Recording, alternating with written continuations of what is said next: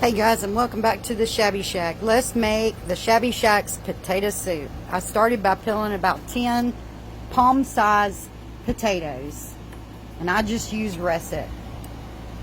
Once I peeled them, I'm cutting these up in little chunks, and I want all my little chunks to be about the same size.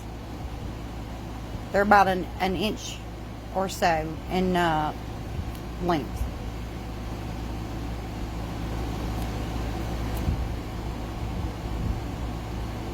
So once I got these all cut up, I put them in a pot with about 1.5 inches of water over the top of the potatoes, and I add a tablespoon of better than bouillon in the chicken flavor, the roasted chicken.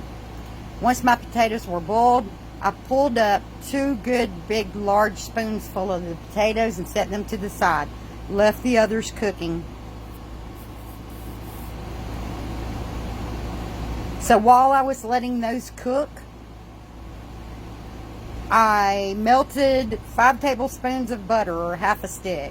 I'm going to throw 2 large heaping tablespoons of flour into my butter, and I'm going to mix this up and let it start cooking out the rawness of the flour.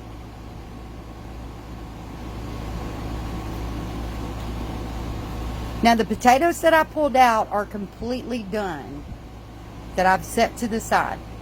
So once I've cooked the rawness out of the flour, I'm going to add 1.5 cups of milk.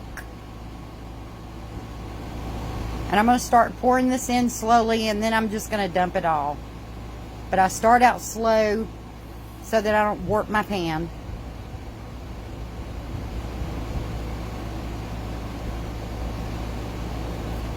So we're going to let this start thickening up.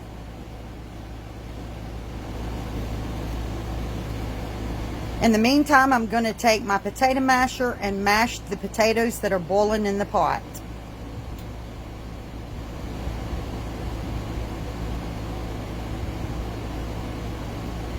So now that my flour has thickened up, I'm going to start adding cheese. And I added about 1 cup of cheese to this, maybe 1.5 cups.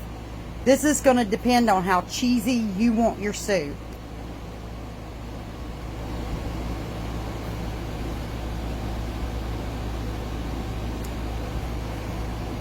Once this is nice and thick, I'm adding it into the potatoes that are boiling.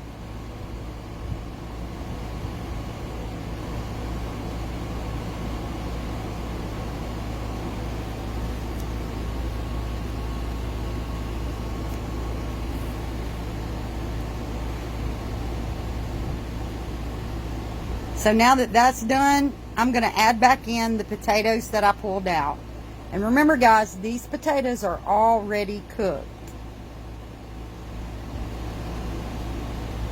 Now it's time to add about 1/2 cup of sour cream. Let's get that mixed in there really well.